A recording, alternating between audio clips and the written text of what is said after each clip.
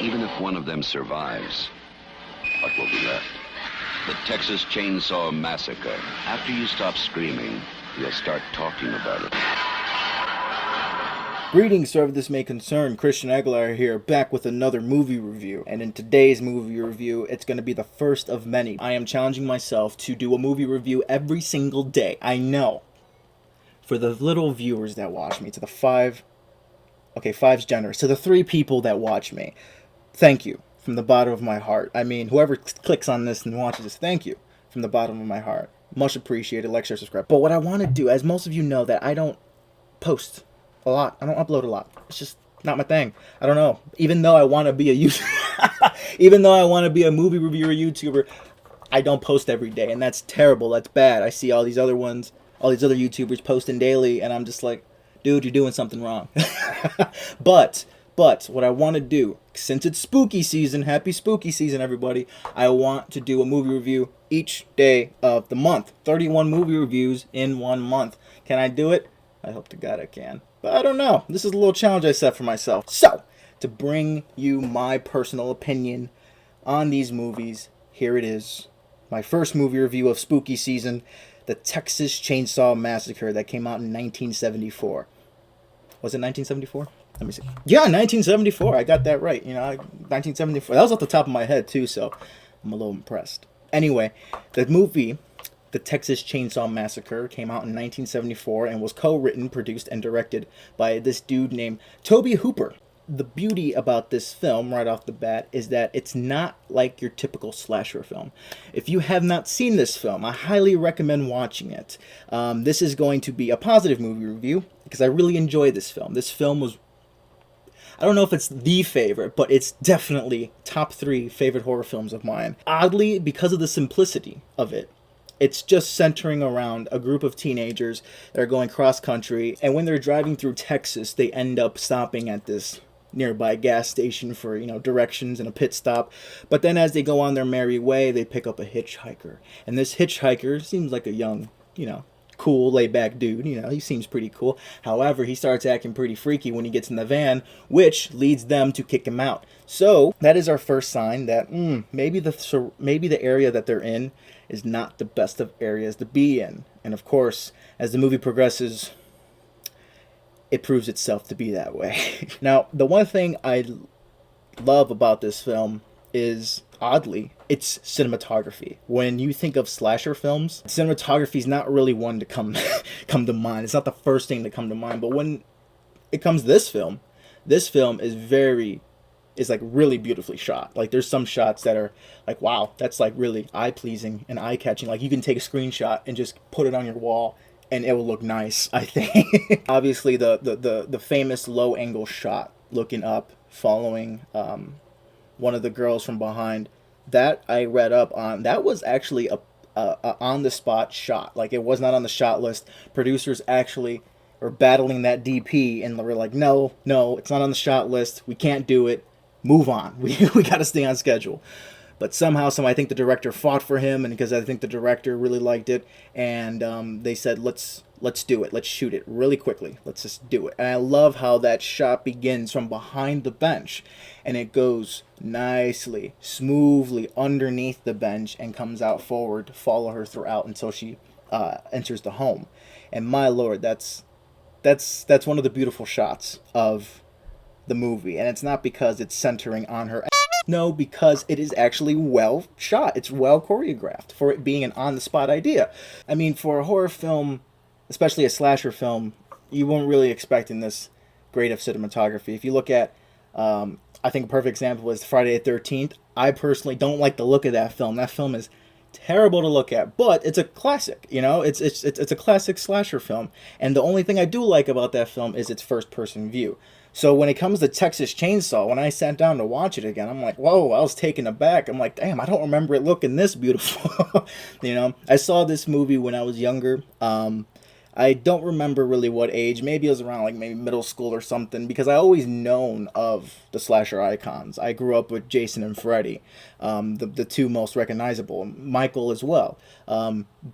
But when it came, and then I always knew there was like more, like Pinhead from Hellraiser, you know, Leatherface from Texas Chainsaw. But I never really sat down and watched them. I remember, I think my dad showed me Texas Chainsaw because he knew I liked all these other slashers. He's like, dude, you have to watch Texas Chainsaw. So I'm like, all right, let's watch it. And I think at the time it was on like HBO or something, so it was accessible for us at the time. And sat down, watched it, and the thing I was thrown off right away was that there was no gore. There was hardly. Don't get me wrong, the movie's violent, but there was hardly any gore. Like, we don't see any dismemberments, we don't hardly see any beheadings, we don't see any blood splattering everywhere like you typically do in a slasher film. The gore in this is pretty tame for the most part. It's just the idea of being caught in this situation, and the tone that the film brings is gory. It doesn't have to show you flat out the gore, and I think that's part of its charm and it's part of its beauty. And typically when someone goes in to do a slasher film, that's the last thing they think of. Let's not show any gore, let's not show any blood. But I think what really helps amplify the horror in this is not only the great performance by the final girl in this movie, but also the prop design. The prop designers, literally, everything was handmade. Everything was like made from scratch, and like the armadillo. There's an armadillo in the beginning of the movie, where we see the van for the first time, the teenage van, and the armadillo I heard was an actual armadillo that was stuffed. Like it was. I'm slipping on the word amputated. No, not amputated. Anyway, it was stuffed. Like it was an actual dead armadillo. So it looks real because it was actually real. You know, I don't know about the skulls. Hope the skulls weren't real human skulls, but man, they were really, like, the production design was really well done in this movie. And I think if it did anything cheaper, anything a little more cheesier, like if the props and the production design wasn't spot on, this film would have probably fell flat and wouldn't have been the classic that it is today. Another aspect of this film's beauty is its low budget. A lot of people find it hard to do an effective horror film on a very low budget. It's just so many challenges that come to you when you have so limited of resources, but this is where the creativity comes in. And Texas Chainsaw is a perfect example of that.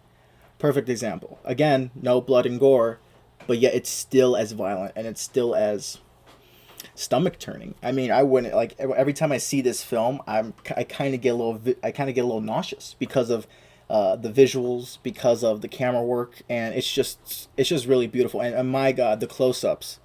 One thing about this film is those close-ups. Man, there's these close-ups on the final girl's eyes that are just like detailed like hell. You see the green in her eyes. You see the blood vessels, the eye little vein vessels, and man, it's just really beautifully shot.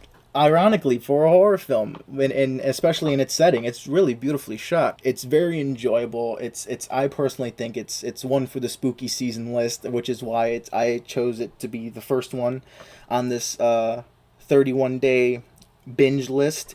And on top of that, October 1st, 1974 was the theatrical release date for this film. So 46 years ago, if my math's right. I hope my math's right. 2020, 74. I think 46 years ago. And that's just awesome. 46 years ago, and this film still holds up. If I showed this film to a little kid or even a preteen, I think they're going to be a little put on edge by this, you know, and that's the beauty of this film. It holds up today. Hence why there were so many damn sequels that didn't live up to this original, but they made their money. And they were in this one little art house, low budget film became a franchise hit. This film is awesome. It's fun, it's enjoyable, it's freaky, it's stomach turning at the same time, and I highly recommend it for the spooky season. Oh, and on a final note, one thing I just love about this film is its final shot. My lord, the iconic final shot with Leatherface just swinging his chainsaw and dancing in the middle of the dirt road. That is one for the books. That's an awesome shot. And if you heard that spray, that is my Febreze scent sprayer that goes off every, I think, hour. So this video is sponsored by Febreze. Please, Febreze, sponsor me. So when it comes to the rating, I got my little rating list right here. Don't mind it. Don't mind that. I got my little rating list right here. 1 through 10. Let's see how we do. 0 being Y, 1 being the worst, 2 being terrible, 3 being not good, 4 being it's watchable, it's okay, and 5 being enjoyable. It's not the best, but it's enjoyable. 6 being good, 7 being really good, 8 being great, 9 being excellent, and 10 being perfect. Now, I know that there is never a perfect film. If anything of my years at film school taught me, there's never a perfect film. But I say that because I really like Texas Chainsaw, and I'm giving it a 10 out of 10. Sorry, my glasses are a little broken here. Let me just pop these back together. 10 out of 10. Yes, that is right, a 10 out of 10 for this film.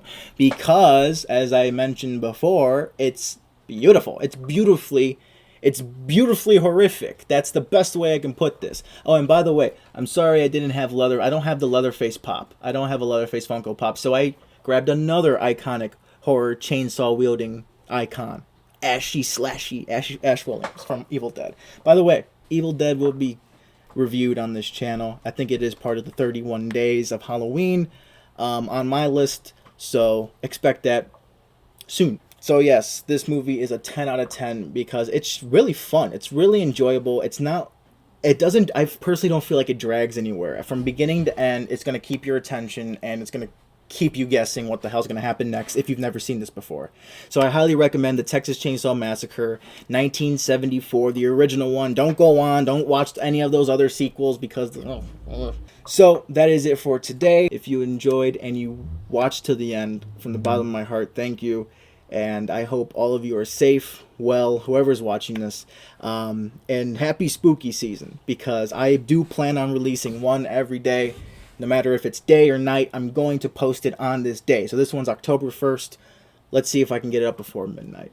All right. Again, thank you so much. Like, share, subscribe, and I'll see you guys in the next one. Take care.